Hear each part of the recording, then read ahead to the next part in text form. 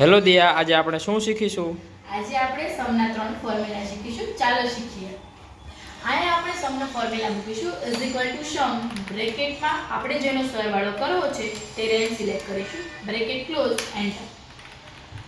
સમ if એટલે કોઈ એક શરતને આધીન સરવાળો. સમ ઇફ ની ફોર્મ્યુલા આપણે અહીંયા મૂકીશું is equal to sum if બ્રેકેટમાં રેન્જ કોમા ક્રાઇટેરિયા એટલે કે શરત comma sum range bracket close, enter.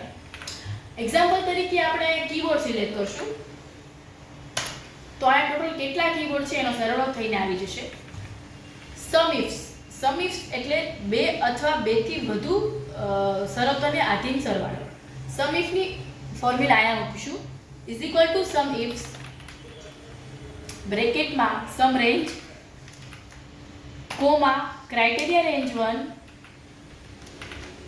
Comma criteria 1 comma criteria range 2 comma criteria 2 bracket close. Example તરીકે આપણે અહીંયા માઉસ સિલેક્ટ કરીએ અને કોઈ બી કંપની, એક્ઝામ્પલ તરીકે સી કંપની સિલેક્ટ કરીએ તો માઉસ અને કંપની સીમાં ટોટલ કેટલા માઉસ છે એની સરવાળો થઈને આવી જશે. Okay, done.